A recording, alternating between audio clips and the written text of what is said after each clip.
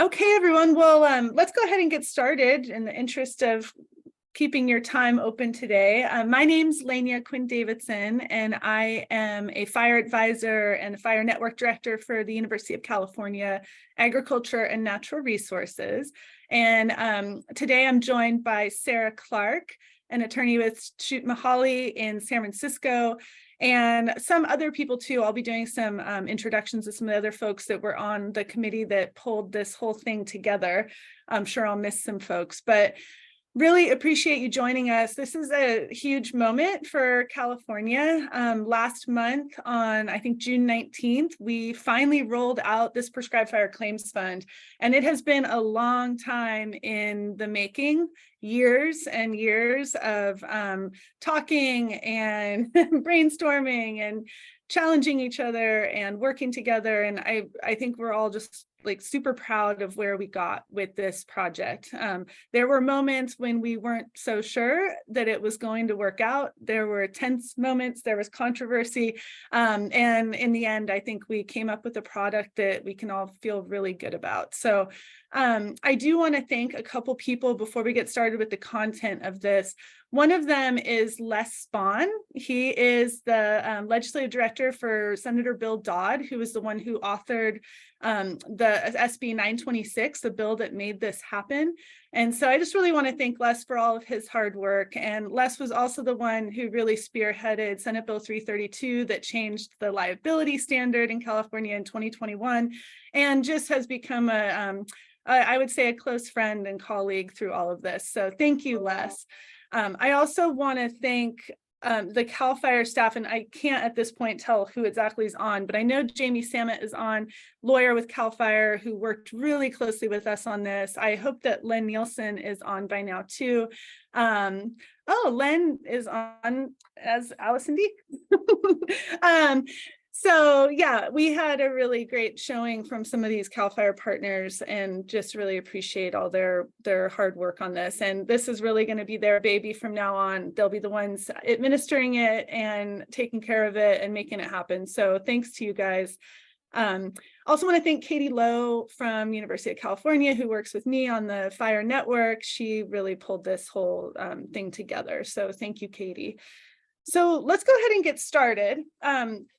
First off, we're going to talk a little bit, the way that this webinar is going to work, we're keeping it very casual. It's more conversational. It's really an opportunity for you all to ask questions. We know there's a lot of, just a lot swirling around this. How does it work? Who can apply? I've seen a lot of interesting kind of conversation on social media about various aspects of it. So we want to lay out some of the basics. Sara and I are going to take some turns talking about what it is, who can apply, going through the program guidelines, looking at the application, and then we'll open it up just for Q&A with all of you. And we can figure out, I know we have 104 people on here, so we can figure out what the best way is to do that. It may be in part that you'll just be writing things in the chat. We can also raise hands and actually have conversation. We have until 2:30. So let's just go ahead and do that. I think I'll talk a little bit about how this came to be, and then Sara is going to talk a little bit about how it interacts with Senate Bill 332 and some of the larger like legal framework in California. But really, this whole claims fund came out of a series of conversations over many years, in part conversations that were led by folks within the Nature Conservancy and the Forest Stewards Guild, who early on were trying to figure out how to fill the insurance gap for prescribed burners and cultural burners in California and more widely across the West and across the country. Because as we know, a lot of the insurance options that have been provided for private burners over the years have been going away. We've been seeing people dropped from their policies. People looking for new policies can't find them. And it's become a huge barrier, especially as we've rolled out the state certified burn boss program and, kind of made all these investments financially and otherwise in prescribed fire. And then to not have any kind of insurance option has been a huge barrier. And it's become increasingly so over the last few years. So there had been conversations for a long time about how we might attract the private insurance market back into this space, how we might create state-backed solutions that could support this work. And that all evolved to turn into this claims fund. In 2021, the state of California set aside $20 million in the state budget. And that was pretty exciting. It was kind of like this last minute addition, very little language to work with. It was just like an allocation, $20 million, let's do something related to this prescribed fire insurance problem. And at that point, we didn't really have direction on what that would look like, how it would roll out, who would be able to access it. All of those things were big questions. And Senator Dodd really took kind of a lead role in deciding to push that conversation and to make something come of it, because it could have just sat there forever. There was no real indication that something would happen quickly or that it would be what the practitioners wanted. So Senate Bill 926 came out of that. We knew the money was there, but how would we operationalize it? What was that going to look like? And so he worked really closely with a group of us, of practitioners, both tribal and cultural practitioners, as well as prescribed burners like me and others. And we designed the language for Senate Bill 926, working closely with Sara. And that pushed through and was successful last year. And that also required a lot of collaboration with CAL FIRE and the California Natural Resources Agency to make sure that it kind of suited the needs of the state and that it would be something that would actually work. So that was not without its growing pains and intense conversations and intrigue.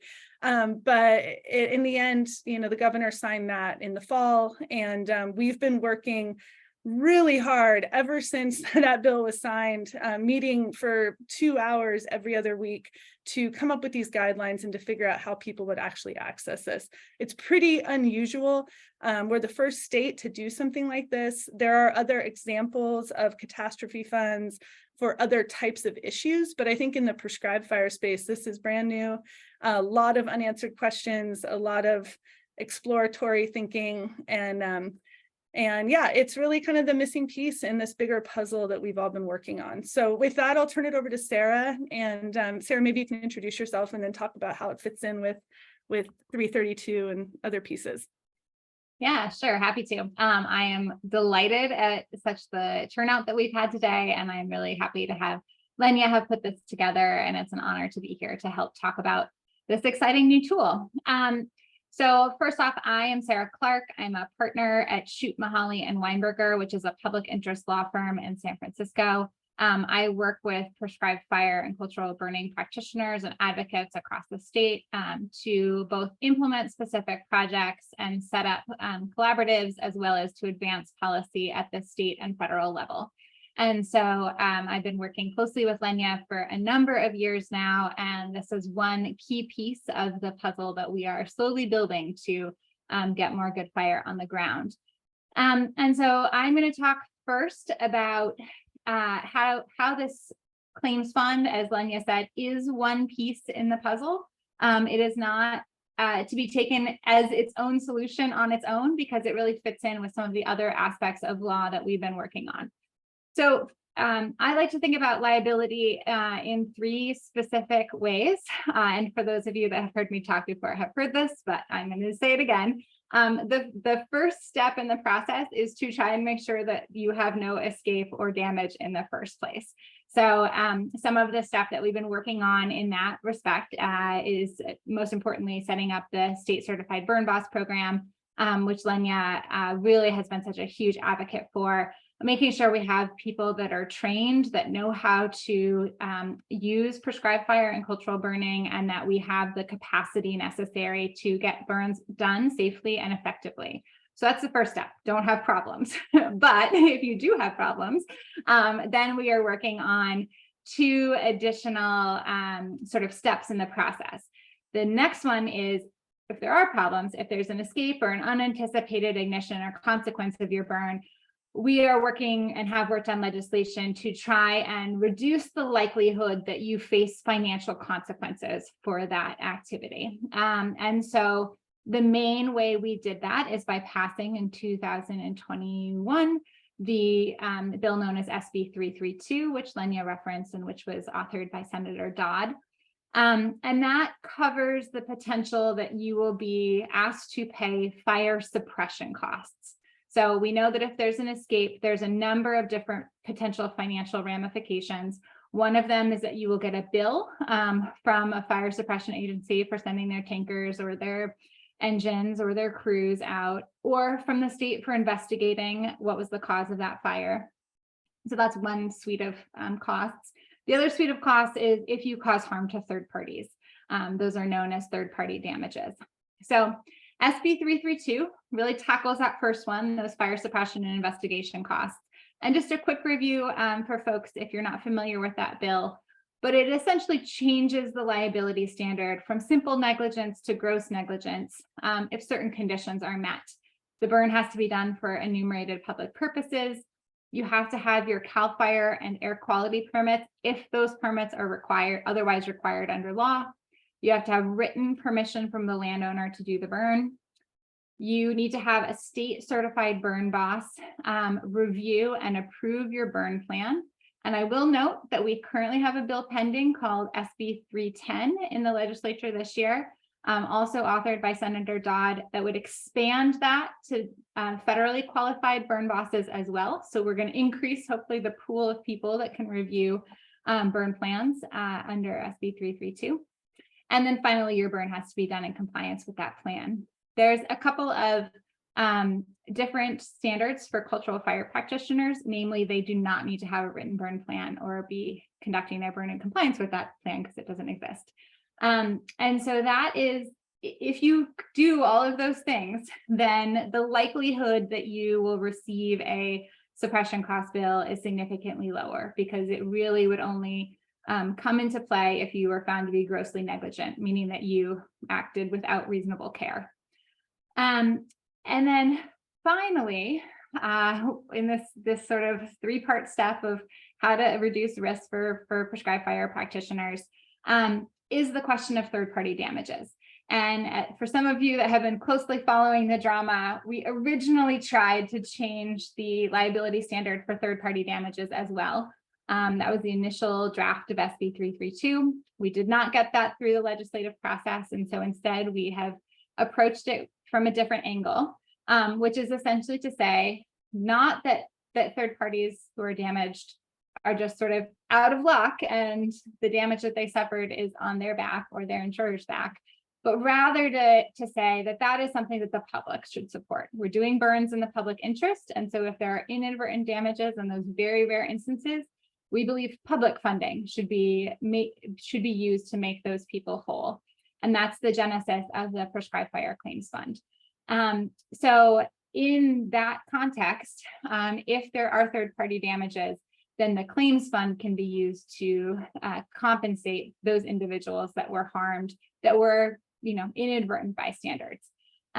One specific thing I wanted to note about the claims fund that is interesting is that it pays out even if you were negligent or if you were acting with all due care. So there's no assessment in the claims fund process about whether you were responsible. Everyone that's damaged as a result of a third-party claim, unless it's arson or something like that, will be paid out for this. So that's how this particular claims fund that we're talking about fits in this larger ecosystem of work that we're doing around liability. We're not done yet. My hope is that through this process, we will also do the work of collecting additional information that can lure insurers back into the market. So we hope that at the end of the day, there may ultimately be a more robust private insurance market available for folks, but the insurers need more data on showing that the risks are low, the potential payouts are low, and this fund is going to, I think, go a long way to help gather that. So with that, I'm going to turn it back over to Lenya, and we're going to walk through the program guidelines for those of you that want to sort of follow along at home. I will get that link and put it in the chat so you can see the actual document online. But Lenya, back over to you. I'm actually going to go ahead and share the program guidelines, and then we can just kind of walk through it together. So are you seeing that? Yes. Okay. Okay, great. So, so I think Sarah said she'll put this in the chat as well, but this is a really helpful document that you'll find online, and there's a link, there's kind of a main landing page on the CAL FIRE website that has links to the application, to these guidelines, to some other kind of content around prescribed fire. But I think you'll find that this is a really useful document and has a great picture that I took of Henry Holbrook, who I know is on this webinar. On the cover. But anyway, okay, so I just wanted to, first of all, it has some background information, but I think there's some really important things to understand about who can access this fund. That's kind of the primary thing. And if you go into the application, you'll see that this is pretty clear. But this fund, you can apply for this fund if you are a federally qualified type 1 or type 2 burn boss, if you are a California state certified burn boss, or if you are a cultural practitioner. And this is, I think, really, really cool. This is one of the things that we're really proud of. I mean, both in Senate Bill 332 with the liability changes, but also especially with this fund, is that the cultural practitioner, the state certified burn boss, and the federally qualified burn bosses are all on equal footing in order to access this fund. And those definitions, so if you're wondering, well, what is a cultural practitioner? That language, the definition for that was provided through Assembly Bill 642 as well as Senate Bill 332. And you can see those on the screen right now. But a cultural fire practitioner is a person associated with a Native American tribe or tribal organization with experience in burning to meet cultural goals or objectives, including subsistence, ceremonial activities, biodiversity, or other benefits. So it's pretty general, but we really wanted to make sure that there was a equal opportunity to access this fund. Later in the FAQ document, you'll see a question, and we will talk about this more. You'll see a question, or kind of a frequently asked question that says something about who is not able to access this fund, and private landowner is listed there. And I know there's some confusion about that. The landowner projects on private lands are absolutely able to access this fund. That's really kind of what it's for. But the landowner can only apply for the fund if they are one of these three categories of burn boss or cultural practitioners. So you really, when you go to access this fund, if you have a project in mind, you need to be working with either a burn boss or a cultural practitioner in order to apply for the fund. It doesn't mean that you're not able to access it as the project owner, if that makes sense. But those three categories, and I will say getting that federally qualified burn boss in there was also a really big deal, because originally we were just kind of thinking about the state certified burn boss, because we're rolling out this program and we're really excited about the state program. But we realized it was really important to include federally qualified burn bosses there as well, especially since those are the bulk of private contractor burn bosses that are available on the market right now. So those three categories. And then in order to actually, so you enroll your project, and you do a number of things to make sure it's all set up. And then if something were to happen and you were actually going to request that payment be made out of the fund, there are some things that you need to make sure you have in place. And those things are listed here, but you need to have a burn plan for the project. And that burn plan needs to have been reviewed and approved by CAL FIRE prior to you implementing the burn. So I know this is a piece that a lot of people have questions about, and you can see there's some language here, but basically the burn plan can look different ways. You don't have to follow a very specific template. You could use an NWCG template. You could be using the state template that the state certified burn boss cadre developed that we have on the Cal PBA website. You could have a one-page burn plan that has a map and some notes. If you're a cultural practitioner, there are some supplemental questions in the application that will suffice as a burn plan, because we really wanted to make sure not to trigger unnecessary bureaucratic burn plan requirements for the cultural burns, knowing that they don't always have a burn plan. So there's some kind of nuance to this piece, but you do need to make sure that you fulfilled that. You also need to make sure that you have all the permits that are required for that project. So, if you have an escape and you cause damages and the claim is being investigated, you will need to show that you had that CAL FIRE burn permit if that's the permitting season, and certainly that you had all your air quality permits in place. So, just kind of common due diligence stuff. Lenya, Yes. Les has his hand up, so I'm gonna see if he wants to clarify anything there. Okay. Les or Len? Len. Oh, okay. Thanks. So one thing on that, Lenya, is the cultural burn plan. While it can be a one-pager and it doesn't have to be the NWCG Cal PBA, it does need to be approved by Cal Fire still. So Yeah. It doesn't have to follow the template, but it sounded like you said that they don't have to have their burn plans approved, and that's not correct. The cultural burn plan does need to be approved by Cal Fire still. Yes. Sorry, that wasn't clear. It just doesn't have to necessarily look the same. And the questions that are asked on the application for the cultural burn can fulfill that requirement and are approved by Cal. Yeah, if you take those questions, which was designed to kind of build if you take out those questions and just have those questions answered, it kind of makes a burn plan. And so if the battalion chief at CAL FIRE reviews that and says, yep, I'm comfortable with this being the burn plan, then great, then that's the burn plan. They may ask for additional information, but that's part of that relationship that the burners will have with the local CAL FIRE unit. Great. Thank you, Len. Yep. Okay, yeah, so you have to have all your permits, and then you had to have complied with those permits. So that's the last piece, right? Is that you have the permit language, and that when they go to make that determination of whether or not to pay the claim, they would be wanting to know that you actually complied with the permits and with your burn plans. So those are really the basic requirements of this claims fund. They're pretty simple, and not anything too outside of what we normally do when we're burning in California. So with that, Sarah, I'll turn it over to you, and I'll scroll down here for this first part. Perfect. Thanks. I wanted to back up really quickly and make two important points for everyone.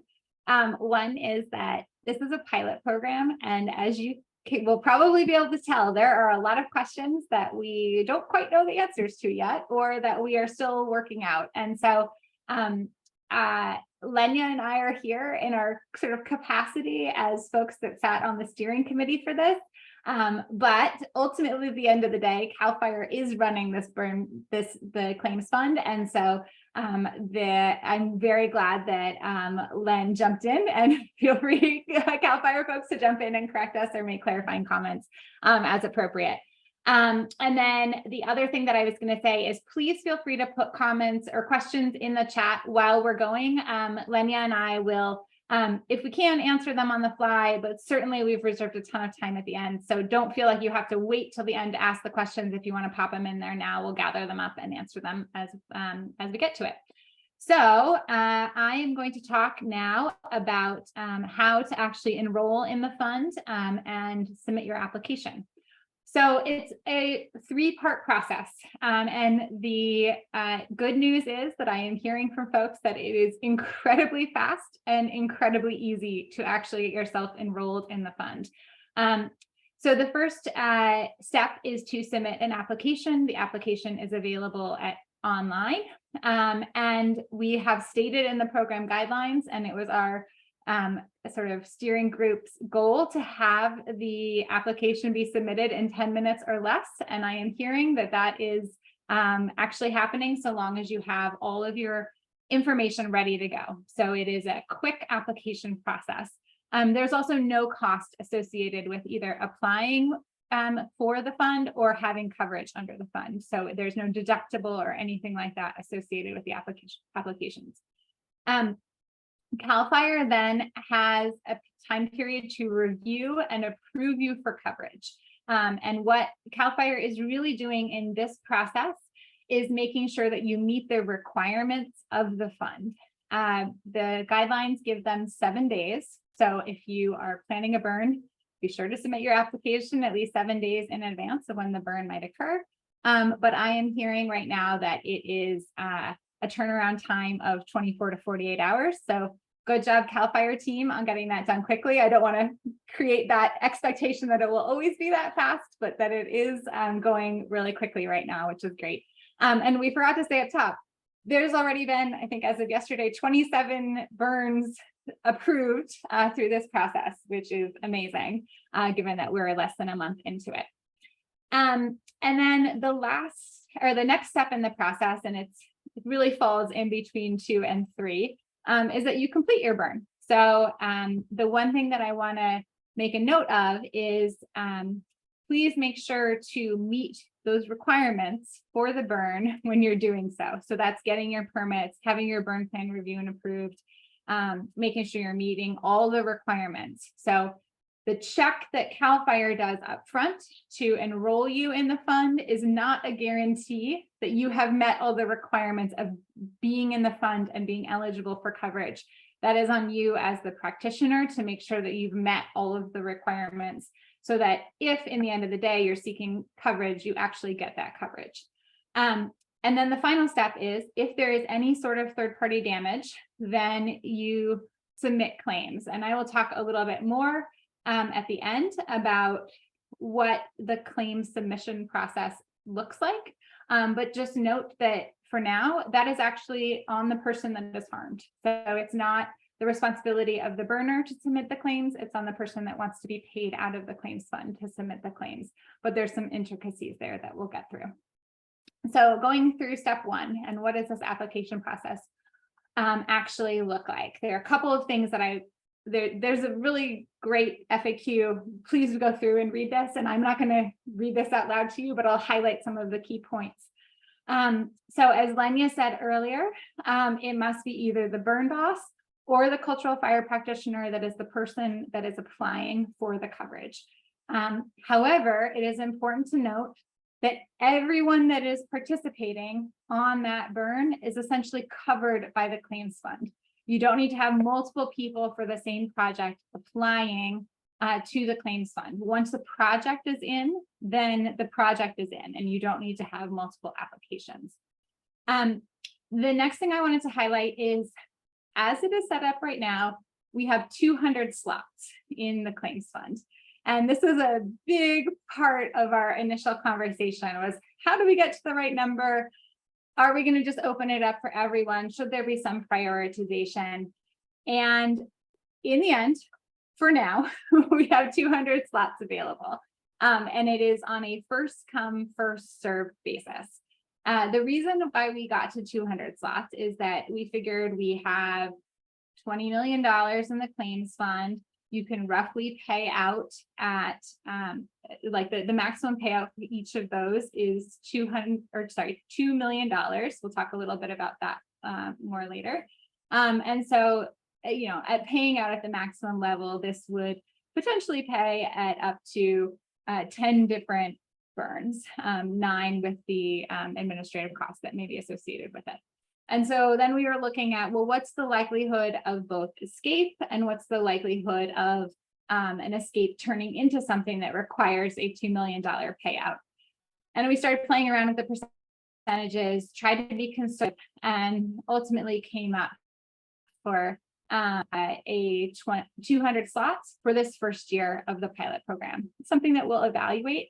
My personal hope, I was telling Lenya, is that we get to filling those 200 slots, those actually turn into burns on the ground, and then we can go back to our friends of the legislature and say, hey, look, it's working, we need more money. And so be able to expand the coverage here. So that's how many folks can apply. The next thing to know in the application is that you do need to have a specific project in mind. So you can't just apply and say, oh, my organization is going to do some project at some point in Plymouth County and, we don't know where. It has to get to the point of having a specific project in mind. However, you don't need to have your permits in place, your CAL FIRE or Air District permits in place. You don't need to have everything ironed out when you apply. Really, the point at which you should apply here is when you've identified your burn boss or your cultural fire practitioner, you have a specific project and you have enough information to fill out the form, at that point you should apply, because as I said, there's only 200 slots available and you don't want to be reliant on this but not have your application in. And so go ahead and do that as sort of as soon as you're able to. And then finally, the last thing I wanted to cover in this particular section, actually there's two more things. I mentioned you don't need to have your permits in advance, but you do need to get them eventually if they're required. And one just note here that I think is a place where there's potential nuance and confusion is CAL FIRE permits in many counties are only required outside of or during fire season. They're not required outside of fire season. However, to be eligible for the claims fund, you do need to prepare a burn plan and submit that to CAL FIRE for review. So you may be in a situation wherein you are needing to submit a burn plan for eligibility in the claims fund, but you are not needing to submit a burn plan for CAL FIRE permit purposes. And so that might be a little bit different than what you're used to, where when you're burning outside of permit season, you don't need to go to CAL FIRE for everything. So I just wanted to make that point really clear. And then the final thing I wanted to note, one of our questions in here is, should you apply if you have insurance already? And our answer is yes, please apply even if you have insurance. And there's twofold reasons for that.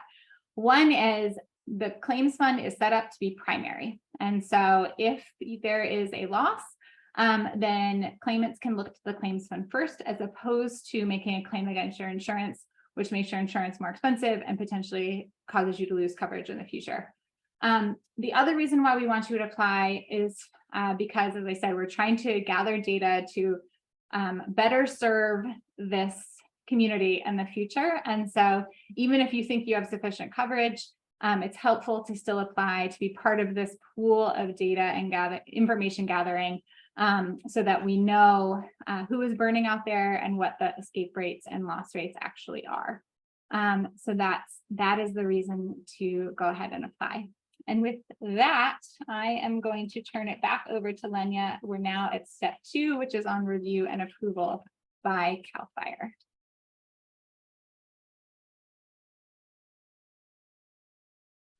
I'm thinking we're getting so many great questions in here, and actually many of them answer kind of the same. I'm wondering if maybe we should just jump into some of these questions, because people can go through and read the FAQ document, and I highly recommend. I'm seeing some of the questions are actually referencing things that are answered in the FAQ document, but I might stop the share. And I'm thinking, Sarah, what do you think if we just jump into some of these questions?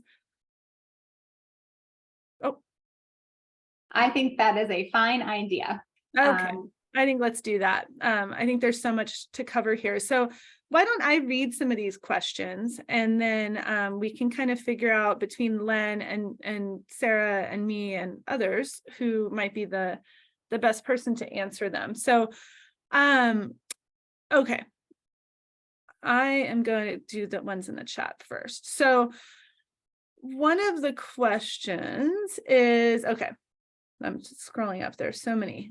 So Len, there's some questions about the CAL FIRE burn plan review and approval process.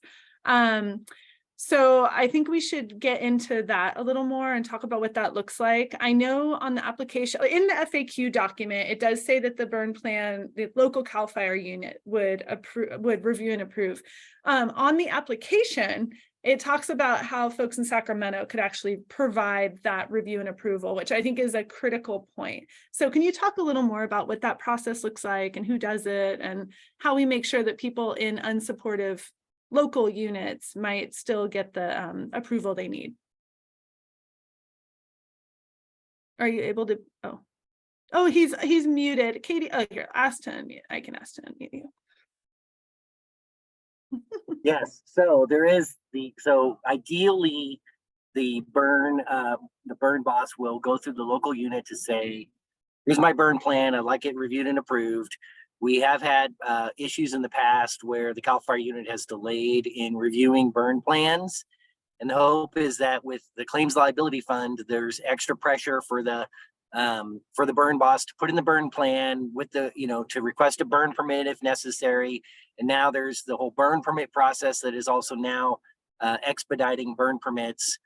We hope that at the unit level it's handled, but if it doesn't get handled at the unit level, then I can come in from Sacramento and review a burn plan.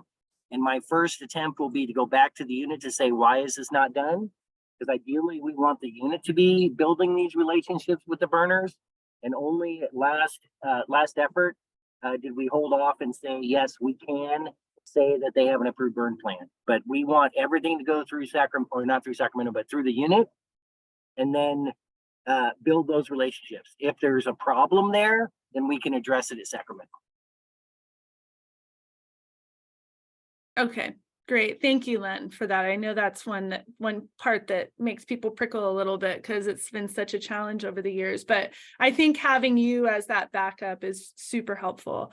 And I see Amber asked about how long does the review take, and in the FAQ document does say to please allow for 7 calendar days to review the application submittal. Anything you want to add there, Len? And I will say, I look at it about every other day. It takes me only a few minutes to go through the behind the data stuff, because I go into a separate portal that gives me access to all of the data. And then I can look at all the answers that they provide and make sure that they're complete and correct or proper. And then I say approved. I've only returned about 4 of them so far with mistakes. One of the common mistakes was multiple burn bosses listed. You can only have one burn boss listed for your project. So I had to return some for that. I had to return one for a missing piece of information.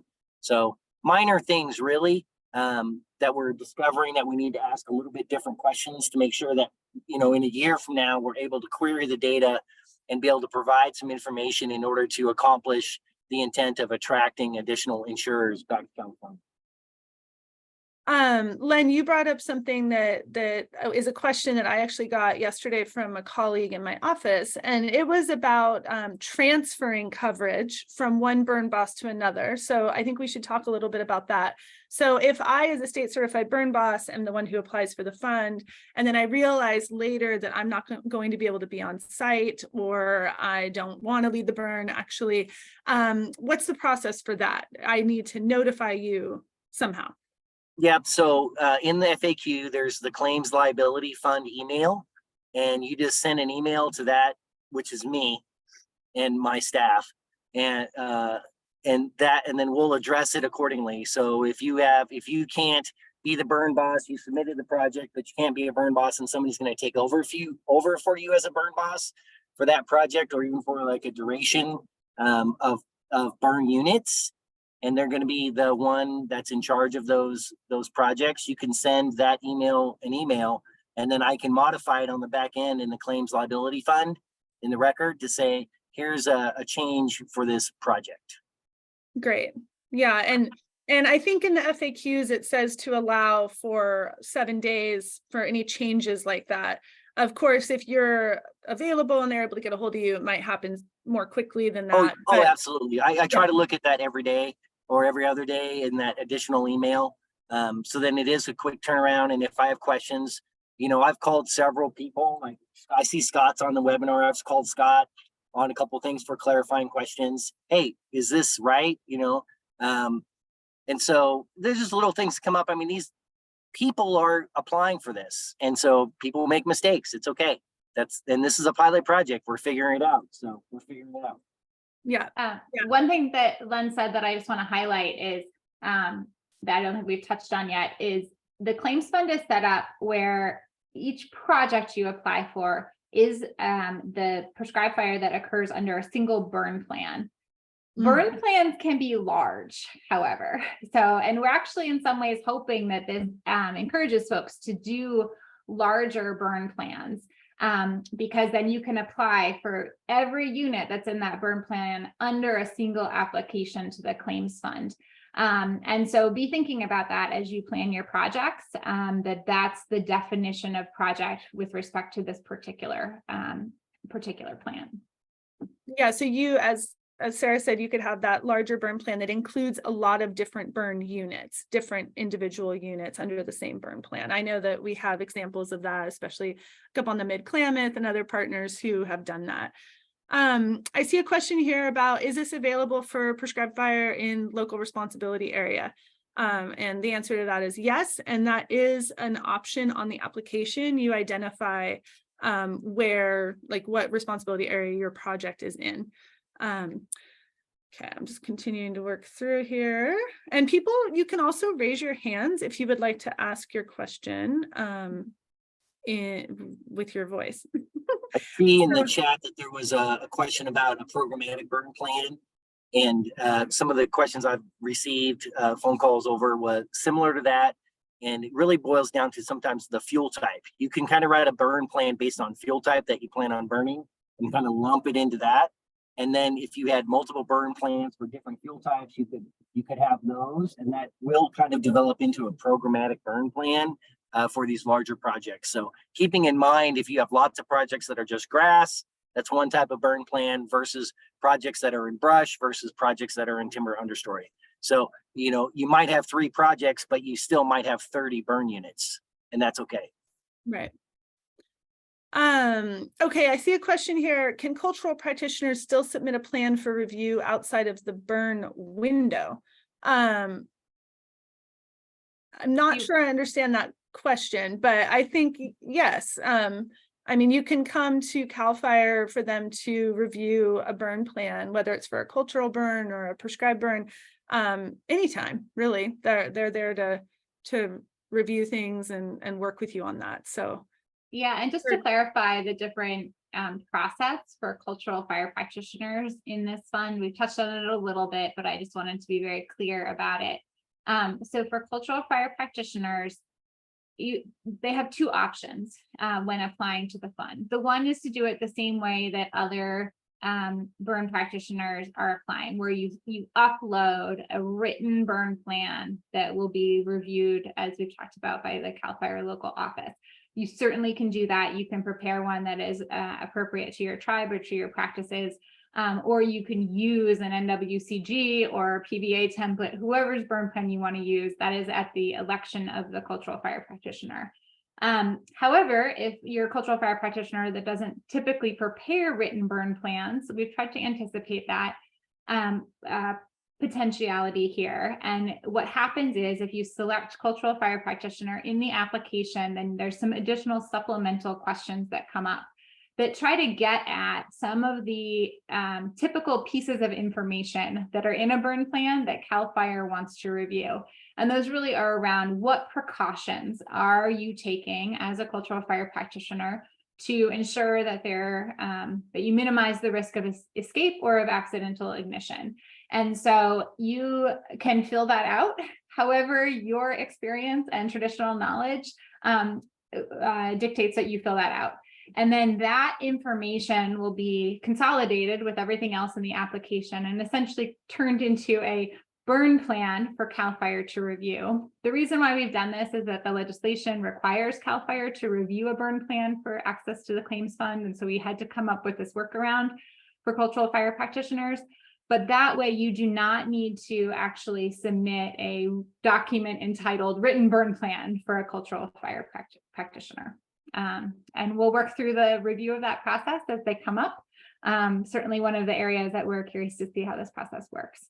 So. Great, thanks, Sarah. Brian, I don't know if you have a question specifically on that. If so, I can go ahead and ask you to unmute. No, different. Well, go ahead. Go ahead. Go ahead. It'll be good to hear someone other than us talk for a second. Ask your question. So I didn't put this in the chat because it seems like kind of a bigger, complicated question for me, but I'm a little curious about workflow. Len, I have some emails in your inbox. I apologize for that. Maybe we'll answer it here. But, you know, as far as like slots go, I saw some people had applied for burns that were going to happen in fall, maybe. And what I've been trying to do is apply right up to the burn as much as possible, so that I'm assuming that would mean I was only holding a slot for the 2 weeks, week before the burn and, right after. or during the day of. Is that the case? That's a question. And then my second thing is a problem with that, and that's what the emails I have to Lynn are, we're getting pushed, how prescribed fire works, we're getting pushed all around. So I'm having to be like, oh, sorry, nope, I mean the 27th, nope, I mean the 30th, for other reasons. So I'm just curious about that workflow and what the best thing to do is, because I don't want to be a pain, And thanks for all this work. This is super awesome. Yeah. Yeah. So I would say, the early planning is the best choice here. And we have burns planned in the fall already, and they already occupy a slot. You're set. So if you have a project that you can plan out and request a slot, I encourage you to do so now. For the burn, and lump your projects together, put in 30 burn units, and take up one reservation. That's the real beauty of this process, is that you can have, as an organization, you can have 10 landowners with 10 different burn units and one reservation. And so that will hopefully reduce the number of reservations that are getting used. So then we have the 200 always available.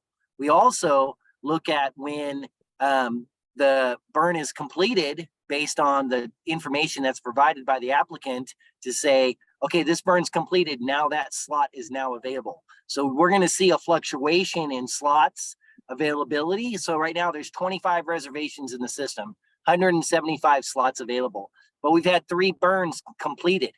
And so there'll be 3 more burns once those are verified that they're complete, that those slots will be available.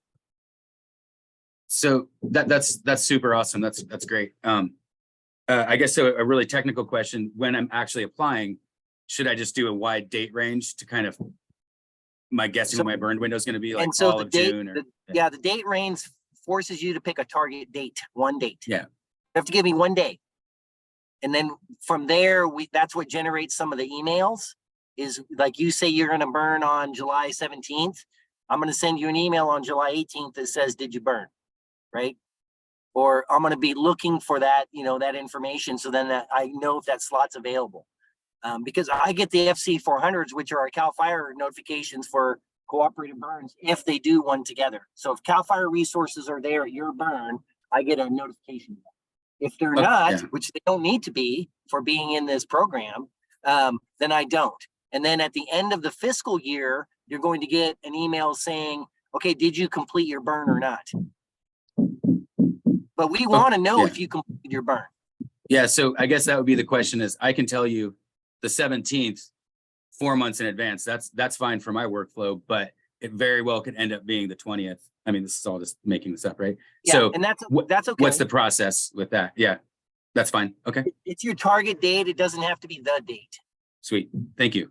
It does have to be 7 days after you apply, right? And although in the beginning of the claims fund, I did let people go forward less than 7 days, just because we were trying to get it up and running. So I went in on the back end, because that's a rule in the system, and I altered that on the back end and let people, I changed their target date to less than 7 days upon application, because we were launching it. Yeah. Okay. Great. Thank you. Yep. Thanks, Brian. Okay, I'm going to go to another one of the written questions. I see Jared and Tara have their hands up too, but there was a question about, does the burn boss or cultural fire practitioner need to actually lead the burn, or is it just that they apply for the project to be covered? No, they actually have to lead the burn. They have to, in the language, I think in the guidelines, is they have to conduct and or supervise the burn. So yeah, that's an important piece. So, and I will note, Sarah's going to chime in here too, but conduct or supervise, that it doesn't say they have to be in person to conduct or supervise. So there's a little bit of wiggle room there that we recognize. Ideally, I would feel better if the burn boss is present, but even within CAL FIRE, we often supervise things as licensed foresters, and where we're not physically there. So it doesn't mean we don't want you there. We do want you there. That was the intent, but the way the language is, there's a little wiggle room there if you're there or not. Especially around whether you're there for the entirety of a burn, if we start getting into longer burn windows. The other thing, just to clarify, this is different than the way SB 332 works. SB 332 only requires the burn boss to review and approve the plan. it does not require that person to conduct or supervise. So we do have these two different standards. I know we're trying to make things complicated for y'all, so you come to our webinars. Right. Here's a good question from Jared. And Jared, I don't know if this is the one you're going to ask with your hand raised, but does the fund cover any issue on a burn, vehicle rollover, tree strike, etc., or only escapes and associated damages? Sarah, go for it. Yes, I will answer it. Okay, so we had a lot of conversation about this, and the answer is somewhat complicated, but I think makes a good deal of practical sense. So first off, we only provide coverage for damages that occur outside the planned burn unit.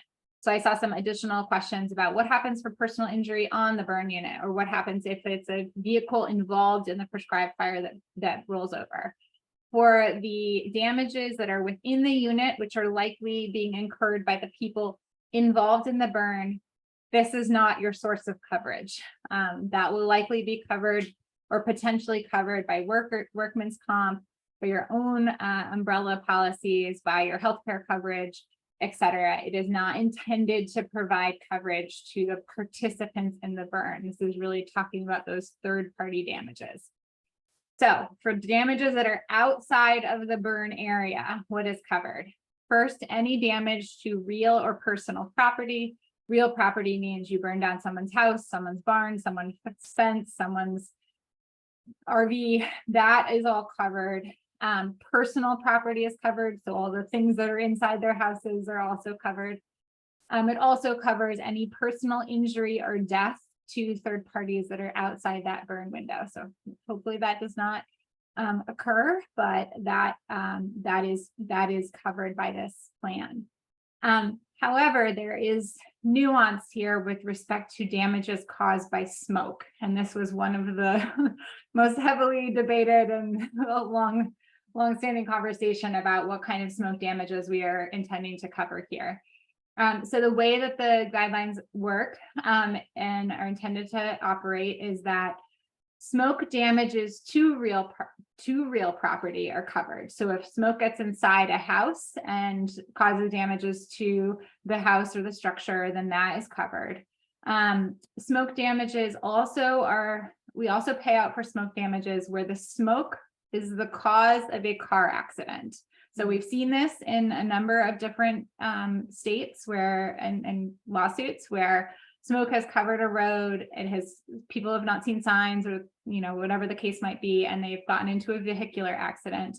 If that's the case, the claims fund is intended to cover the damage to the vehicle or the people inside the vehicle that may be caused by that smoke. However, there is no coverage for smoke damages to things like grapes or other natural resources. So no agricultural impacts from smoke, no natural resource impacts from smoke can you submit a claim for any of those? And then similarly, no health related smoke impacts. So if someone suffers an asthma attack or down the road claims that a prescribed fire caused cancer or something like that, any of those health impacts from smoke are not covered by the claims fund either. And then the final thing about scope of coverage is this pays out for damages greater than $5,000 and less than $2 million. So it's that window of potential claims. Although, however, if you have damage of, let's say you have a claim that's for $7,000, it pays the entirety of the $7,000. It's just we're trying to avoid the situation where people are making claims for like, oh, I damaged I can't even think of something like, this fence post that costs $400 to repair. We're trying to avoid sort of the administrative costs of those really low cost claims. So that's the scope of coverage. Yeah, I'll pause there. There's some other, at some point, Lenya, I think we should talk about the $2 million and whether that's a guarantee, but let's answer some more questions. Okay, that sounds great. Thank you, Sarah. And before I go to more questions, I did want to acknowledge I got wind that Dave Jones and Michael Jared are on the call as well. And those are two people who were really instrumental in making this happen. So I just wanted to say hi and thank you for being on here. I didn't see you pop up, so I'm glad you guys are here. Tara, it looks like you have a question you want to ask in person. I'm going to unmute you. There you go. Yeah, sorry, I kind of just want to go back for a little more clarification on, you all had talked about how you can make a larger burn plan that includes many units, and it sounded like that can span multiple landowners. They don't necessarily need to be adjacent. Is that correct? Mhm. And then, so in that case, we could almost think of it as like, okay, this season in fall, I'm going to do these burns. I'm going to apply for one slot. And then maybe I just set the very last burn as the execution date, or is that how you're imagining this going? Or Would say the first date of your target. When you're going to start your burning would be your target date, because that's when the reservation is being used, okay, right? So ideally, we talked about, we will be able to track when reservations are being used in the data. And so we want to know when you start burning, not when you are planning to end. okay. And then do you need to update, let's say I'm planning to burn on, November 12th and then another burn on December 1st. And then do I update with the, or Just give me the first day, the November 12th. I mean, if you're doing a fall burn and you have 30 units and you're going to start one of those units and you anticipate it November 12th, that's the minimal amount of information that the reservation will require. When you actually look at your burn plan, burn plans adjust on a daily basis. So when you have your burn plan and you go out to that unit, that it's going to adjust. We recognize that, and that's okay. Yeah. Okay, that's great. Thank you. Great. Thanks, Tara. So just going back to that coverage issue, I see Karuna had a question about if damages are within the unit, but the property owner is not okay with it. And I think Sarah did answer that, but no, that would not be covered by the claims fund. Yeah, so I think Sarah adequately went into that, but I just want to make sure to catch that question. Okay, Brian, do you want to ask your question? Sure. Thanks again. So sorry, another detail kind of oriented question. Obviously, I love this idea of having multiple burn units taking up one slot. And when I've filled out the application, it seems like the only mechanism for doing that technically would be having them all into one burn plan, because you can't upload multiple burn plans. Is that correct? Okay, so it'd be on the practitioner to kind of say, I've got 10 burn plans going for the fall. I just kind of somehow get those squeezed together and then give them to you as one. That would be the best way to do it. Give me the burn plan at the time of the application for the reservation. There's a place for you to as an option, but it's not required. You're required to have that burn plan reviewed and approved by CAL FIRE prior to ignition. So when you give me a target date, that can still be a little bit, I'll call it squishy, because your burn plan, you don't have to turn in a burn plan. It's optional. It's preferred because then we can track data better for the rest of the information that we're trying to get from this program, but it's not required. Okay. Great. Thank you. Okay. I see a question here from Lise. If there is a burn boss covered under a federal program and they are out of the state of California, can they apply for the claims fund to be covered under burn boss qualification? So I think maybe this is getting at the idea that there's like a federally qualified burn boss who doesn't live in California, but is coming into California to lead a burn. And yeah, that's totally fine. That federal qualification, they don't have to be a resident of California to apply for the fund, but they would be having to lead the burn in California. They obviously can't receive coverage for a burn that's not happening within the state of California. Does anyone want to add anything on that one? Okay. Cool. I'm just looking through here. There was a question in the Q&A about how private landowners can connect with burn bosses in order to do a prescribed burn on their land. And this is a good question. It's something I think that we, with the Cal PBA website, have aspirations to have a working list of burn bosses.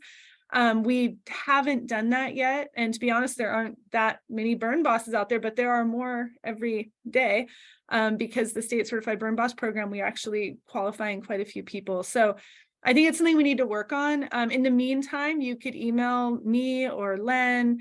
A couple of people on this meeting right now are qualified burn bosses. So it's a little bit word of mouth right now, but I think we should, and we want to have a list of burn bosses on that Cal PBA website. So check there. That's something we'll prioritize in this summer. Okay, what else do people see here?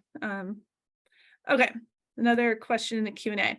If an area is covered by a different agency than CAL FIRE, does approval still go through CAL FIRE?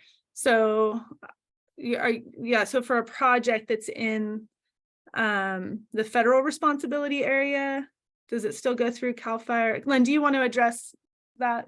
So the project still has to be done by a certified burn boss or the CG burn boss for the public benefit, right? It's got to meet those parameters, and then it can't be the feds doing a fed burn on fed ground, right? That's an agency and entity. So it's not for entities, it's for individuals and private landowners, cultural burners and such. But the approval is for the reservation for the liability fund, not necessarily approval of the project. Approval of the project to actually do the burning will still have to go through the respective landowner. Great. Okay, how long is coverage valid? Do we call the project complete once ignitions are complete and secured? Once the patrols end? What if there's an escape several days, weeks, months later? Great question. We talked about this in great depths. So we want to know when your burn is completed, but we recognize the potential for rekindle. And so you have the reservation slot until really officially until the end of the fiscal year. So we will have reservation slots open, but if there's a rekindle, part of the process is our CAL FIRE investigator will go out there and determine the origin and cause of the fire. And if the origin is the prescribed burn, then the prescribed burn, the reservation that you had during that prescribed burn would still be valid. Great. Okay. Sorry, it's hard navigating this chat. Would a fire weakened tree that falls causing damage to real property or person in the winter and spring as a result of the previous fall burn be covered? Okay, so this is kind of, Len, you kind of spoke to that, but I can also say too that there's requirements for sort of how closely tied the damage needs to be to the actual prescribed fire. Like what's the chain of events that happens, and CAL FIRE will be assessing. Essentially, we want to make sure that we're only providing coverage for things that are largely caused by the prescribed fire. If you have a fire weakened tree that then also there was a windstorm and then there also was like some chainsaw work being done on it, it gets too attenuated. But these are sort of fact-specific inquiries that CAL FIRE will be responsible for determining on a case-by-case basis as claims come in. And there's like a specific legal standard referenced in the guidelines about proximate versus actual cause, and you can look at that if you want to, but there's no super clear answers. That is the real thing right now.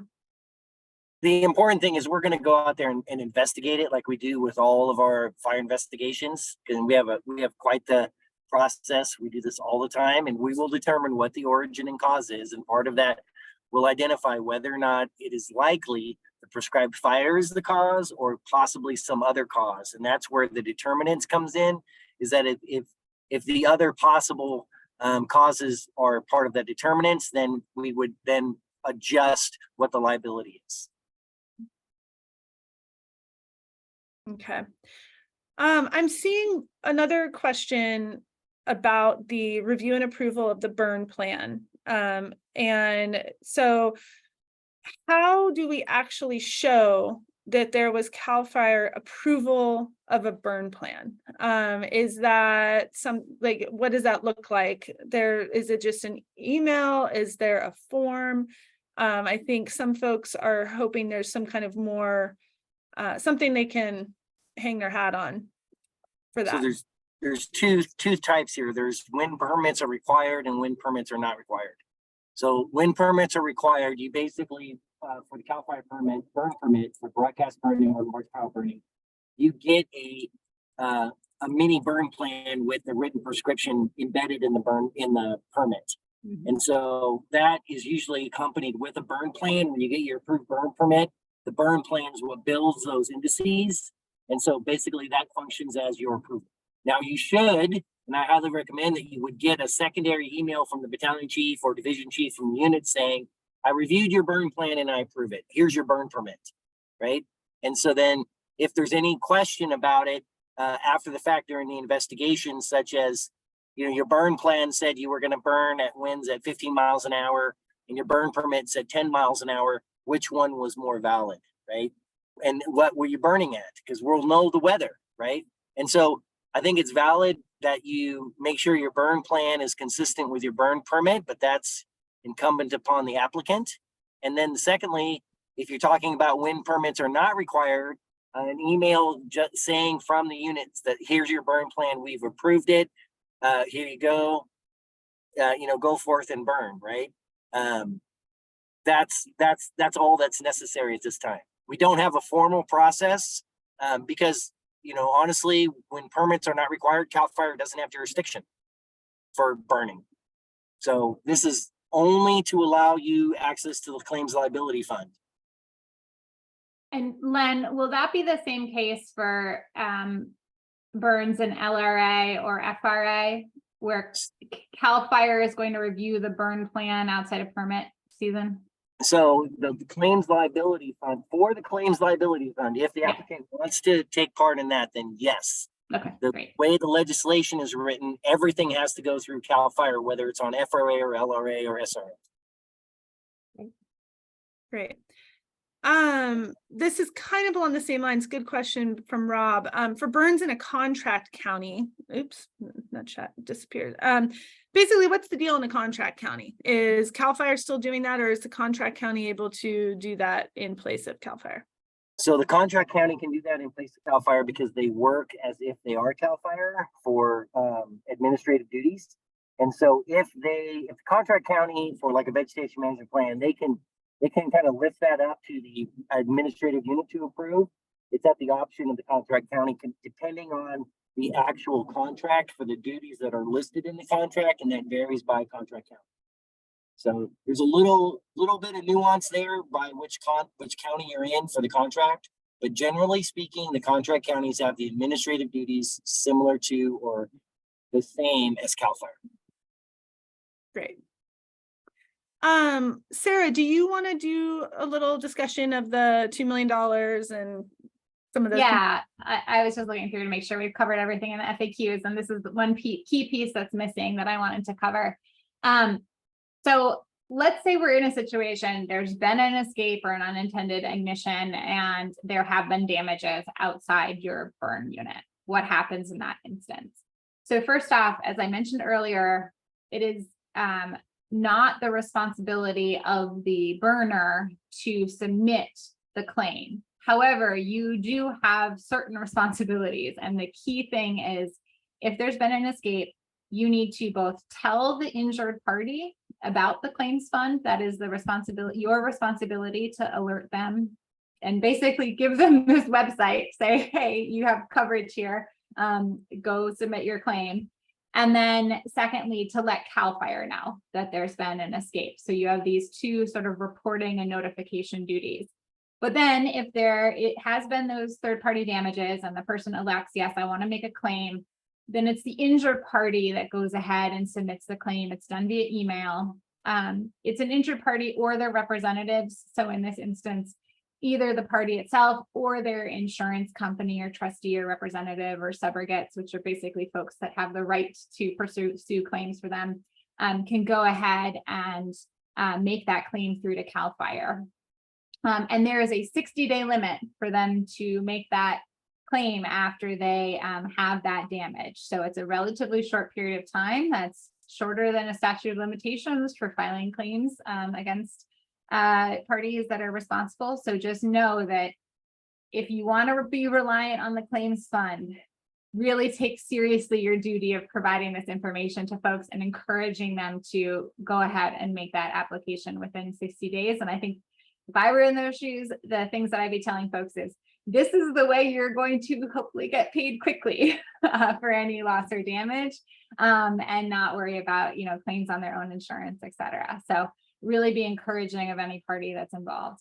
And then what I wanted to talk about is there's the coverage in this claims fund are up to $2 million. And there's a couple of scenarios, however, where $2 million might not quite mean $2 million. And I want to make sure everyone is aware of that.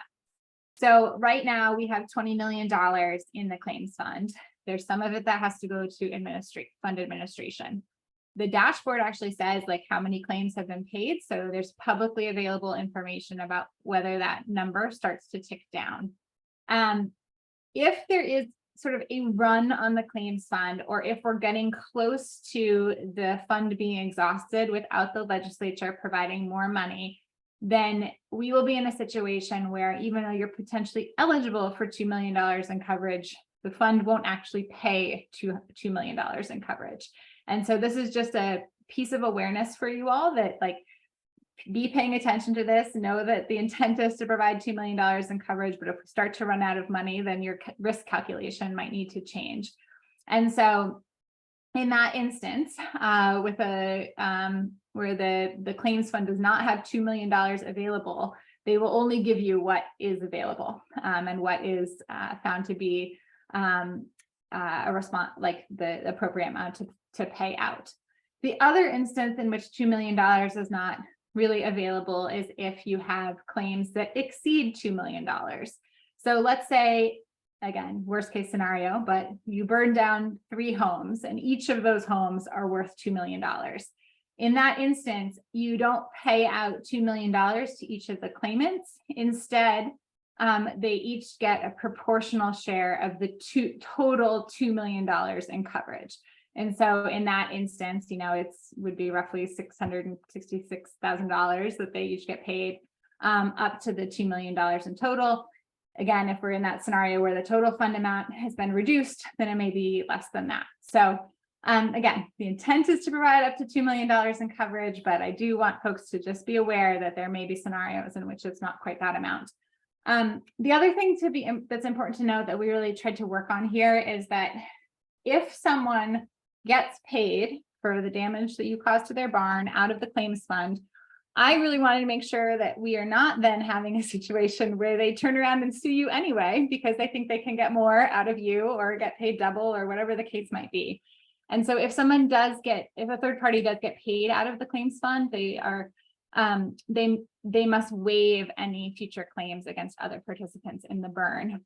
The one instance in which that does not apply is if, say, someone had $3 million in damages, they got paid $2 million in damages from the claims fund, they could still go after the burner for the remaining $1 million, whether that's going after your own excess insurance or assets of the burners or the folks involved in the burn. It's up to their discretion. So know that that's how that waiver piece will work. And then the final piece I wanted to provide on the sort of payment of claims is the dual roles of CAL FIRE and CIGA, the California Insurance Guarantee Association. So CAL FIRE is the one that is determining, whether this loss, the third party loss, was due to the covered prescribed fire. So they're making that determination about whether there's sufficient causality and like sort of how these things relate to each other, whether it's appropriate to pay this claim.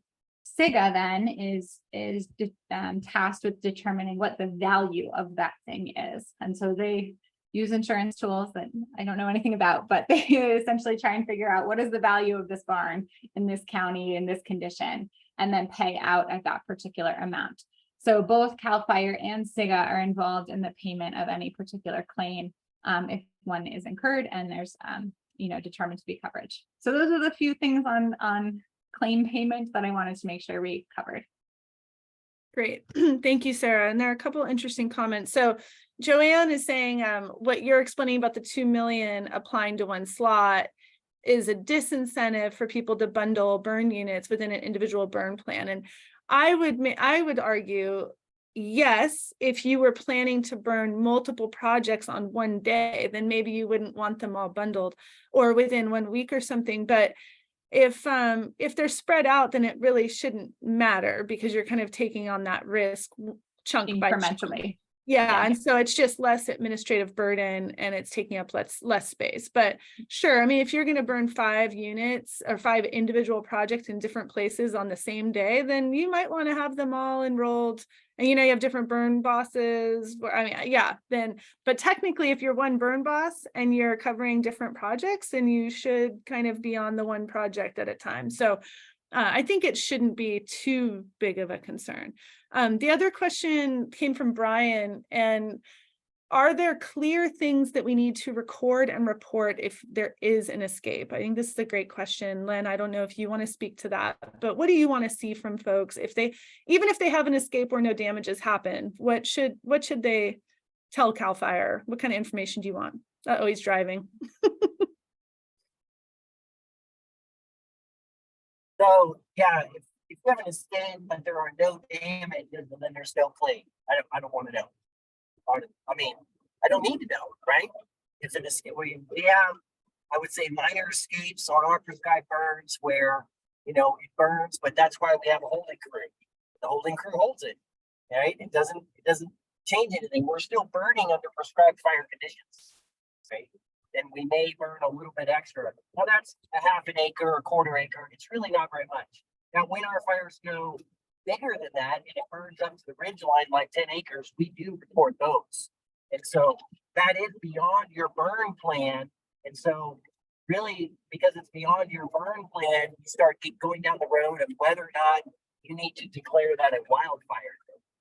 Right? And the burn boss is going to make that decision if the resources can control that and not be a wildfire. And that's going to be very judgmental call.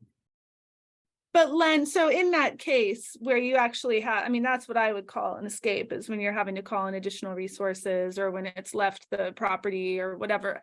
What information do you want as the administrator of this fund? Do you want us to shoot you an email saying, hey, we had an escape, everything was good, it's okay, but you need to know? Or, I mean, I think it might be nice for our data collection purposes if we know about escapes. I would argue yes, but We want to know about escapes if they're significant. So then we know the significant escapes, because we know on prescribed fires that escapes occur, and most of the time it's not a problem. We catch it. It's no big deal. But if the escape occurs and it is a big deal, there's an escape. There's 2 levels of escape. Escape, no big deal. Escape, and it's a wildfire, right? It's a wildfire. We're coming to respond to that wildfire. If we're coming to respond to that wildfire, we're going to be taking in all kinds of data because of the cause of the fire. And that's, do we need more information? We will be interviewing people and taking weather and our full investigation for an escape for a wildfire. So there's not a whole lot that somebody's going to need to flag for us for additional information. We'll be asking it. okay.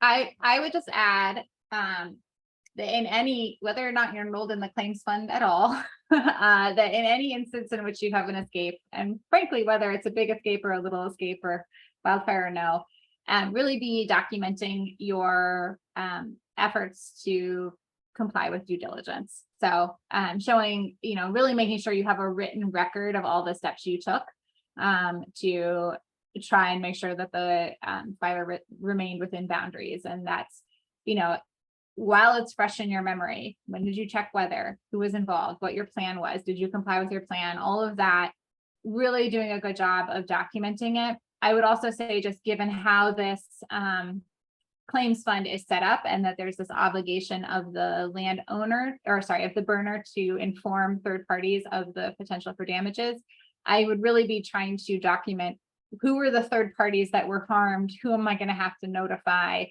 with this particular information, and making sure you have a good record of that to make sure you're in compliance with that requirement. Yeah, I'm glad you brought that up, Sarah, because I wanted to highlight that too, just that there is that requirement to notify adjacent landowners, and it's within 10 days from the completion of the burn. So that's kind of an important piece. Really recommend folks read through this FAQ document. So there's also a question about, is there a wait list to show demand for the program, or is it capped at 200? So let me see if I get this right. I mean, the actual covered projects are capped at 200, but I think people can put in more than, like, you can still submit, even once we're at 200, you can submit the reservation, right? So does anyone want to speak more to that? Yeah, that's right. I'll answer for Len as he's driving, but the intent is that, you know, you might have a burn, you might be applying for a spring burn, and at this point in time, you're 210th on the list, but by the time we get to spring, other burns will have cleared out, and so you'll drop into coverage, and CAL FIRE will let you know if that happens. The other thing that we want to make sure that that we're demonstrating is, like, if, you know, we're applying, we are at capacity and we need more, there's, I think, an informal, at least, commitment of the steering committee to reevaluate the process if we hit those numbers, and to see what we should do about trying to get more coverage opportunities. This is a pilot program. We're just seeing how this goes first off. So yes, if you're seeing that, oh, that looks like they're full, still apply, reach out to CAL FIRE and Len and say, I want to apply, you know, submit that application. Hopefully you'll get in, because other things will drop off. And if not, then you be serving as data for us to try and get additional coverage. Okay, Sarah, I've got a juicy legal question for you from Kai. So can you confirm my understanding of the timeline? If you notify an injured party in time, but the claimant doesn't file within 60 days, Yep. They can still sue the CARX and the fund will not cover it, correct? That is correct as to how this is set up. This is sort of why I was highlighting, you know, if you have those folks that are injured and you're talking to them, encourage them to apply. And I would be saying, look, this is how you're gonna get your money quickly. You don't want to have to sue me. That's going to be a long process for all of us. Who knows whether at the end of the day, you know, me as the burner would be held liable for this. Apply to the fund. You don't need to prove negligence. You don't need to prove any of that. You just need to show that you had damage, and then it's payable. And so, but you were right, Kai. If that situation plays out in that scenario, then they can still sue. So something that we'll see how this goes. Again, we're in pilot program mode. I hope that doesn't come to pass for any of you, but that is how it is set up. And the reason why we have this 60-day limit is because we only have this limited amount of money. And we wanted to make sure that we weren't seeing the potential for claims to come in a year, 2 years, 3 years down the road for burns that we already had sort of cleared out of the system and counted as done. Hey, Sarah, I have a question for you, because you said it twice now. I just want to make sure it's clear about that. If there were negligence, that things could still be paid. Mm-hmm. And I was wondering about that, because one of the key tenets of a claim being approved was that the person complied with all permits and their burn plan. And according to state law, that would show due diligence and prove that they were not being negligent, correct? So in essence, it won't cover claims by a negligent party, right?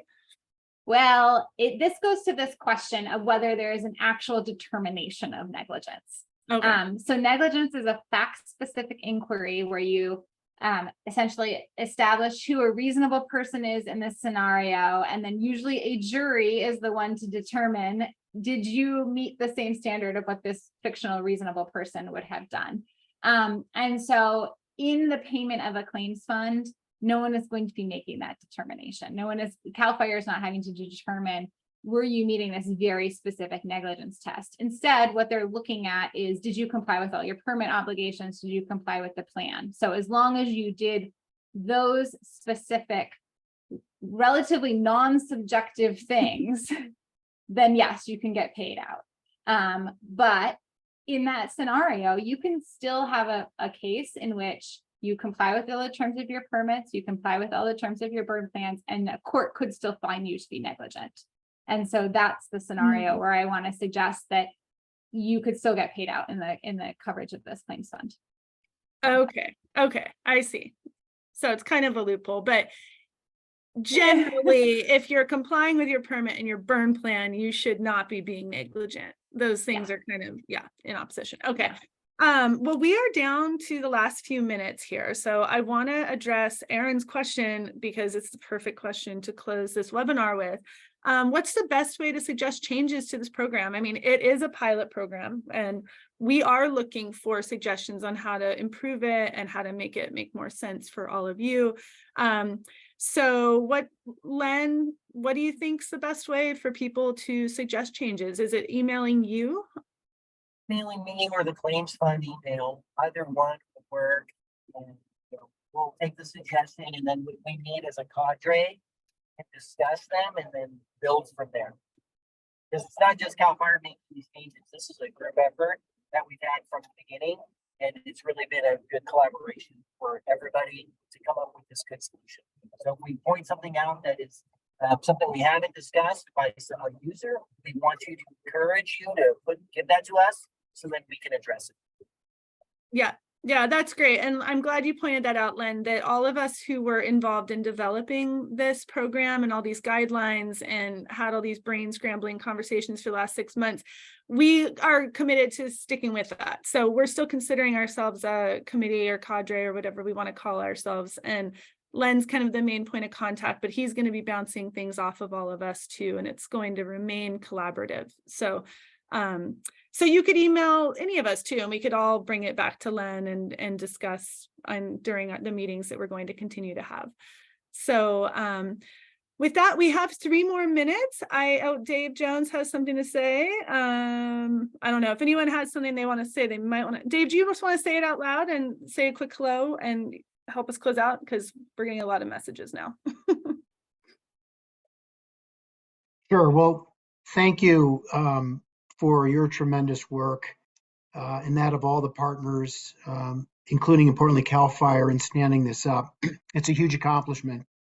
And as was said at the onset, not only does this provide a critical need to cover losses associated with prescribed fire and thereby encourage the application of prescribed fire, but also critically, it provides a basis for experience and loss data to demonstrate to insurers that this is a risk they can cover and to encourage them to come back into the market. So congratulations. Awesome. Well, and thank you, Dave, for all of your vision on this as well. And Lenya, let me just add, first of all, thanks for acknowledging Dave and Michael Jared. Dave really was conceived of this whole idea when he was at the Nature Conservancy. And then Michael Jared was very instrumental in helping us get the 20 million appropriation. So we all owe them a debt of gratitude. But I want to remind everybody that this is a pilot program. At some point, we would want to renew the program, which would have to be through legislation. There eventually and hopefully would be legislative oversight. If the oversight is done properly, the legislature is going to want to know a lot of information about how it worked, claims, how many reservations there were, so on and so forth.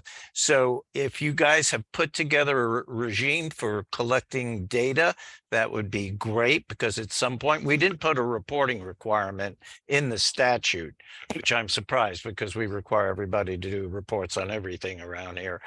But reporting at some point is going to be critical. So collecting the data, categorizing it, organizing it, and putting it together in some kind of a report eventually to the legislature prior to the expiration of the pilot is going to be critical in keeping this thing going. Great. Well, thank you, Les, and thank you for everything. And we're at time, but I just want to really appreciate Sara. She poured her heart and soul into this, and we're so lucky to have her as our collective resource in the state of California. So I hope you all are well and enjoyed this. Email us with questions. You're all awesome. Go burn some stuff. We'll talk to you soon. Thanks.